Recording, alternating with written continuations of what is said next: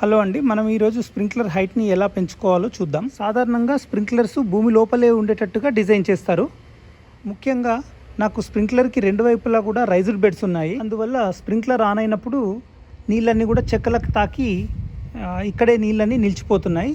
ఈ మొక్కలకు మాత్రం అవి కావట్లేదు. కాబట్టి నేను ఏమనుకున్నానంటే కొద్దిగా దీన్ని రైజ్ చేస్తే ఇవన్నీ కూడా మొక్కలకి ఈజీగా నీళ్ళు స్ప్రింకిల్ అవుతాయి అని చెప్పి అనుకుని మనం చాలా సులభంగా చేసుకోవచ్చు. ఎక్కడైతే స్ప్రింక్లర్ హెడ్ ఉంటుందో అక్కడ ఒక 4 ఇంచుల వరకు చిన్నగా దాని చుట్టూగా పైప్ చుట్టూ మనం ఒక చిన్న కందకం లాగా తవ్వేస్తే కనెక్టింగ్ పైప్ మనకు దొరుకుతుంది.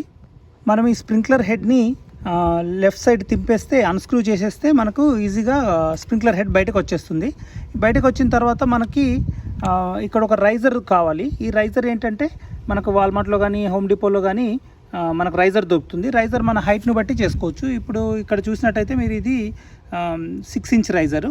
నేను కొంచెం ఎక్కువ హైట్ కావాలనుకున్నాను, అందుకని నేను 12 ఇంచ్ రైజర్ తీసుకున్నాను. గుర్తుపెట్టుకోవాల్సింది ఏంటంటే ఈ రైజర్కి రెండు వైపులా కూడా మేల్ థ్రెడ్స్ ఉంటాయి. ఒకవేళ మీకు ఒక సైడ్ ఫీమేల్ ఒక సైడ్ మేల్ దొరికినట్టయితే అది బెటరు. ఒకవేళ దొరికినట్టయితే మనం ఎక్స్ట్రా ఒక female 2 side female coupling order చేశాక రియలైజ్ అయ్యాను నాకు రైజర్కి 2 సైడ్లో కూడా మేలే ఉంది. సో అందుకని నేను ఒక కప్లింగ్ ఆర్డర్ చేశాను. కప్లింగ్లో దీనికి 2 సైడ్ ఫీమేల్ కప్లింగ్ తీసుకోవాలి. 2 సైడ్ ఫీమేల్ కప్లింగ్ తీసుకొని మనం ఈ రైజర్కి ఫిక్స్ చేసుకోవాలి. రైజర్కి ఫిక్స్ చేసుకుంటే మనకి ఇలా అయిపోతుంది. దీన్ని మనం ఒక చివర ఫిక్స్ చేసేసి ఇంకొక చివర స్ప్రింక్లర్ హెడ్ని ఫిక్స్ చేసేస్తే సరిపోతుంది. స్ప్రింక్లర్ హైట్ రైజ్ చేయడం వల్ల నీరు అన్ని వైపులా స్ప్రింకిల్ కావడం మీరు చూడొచ్చు.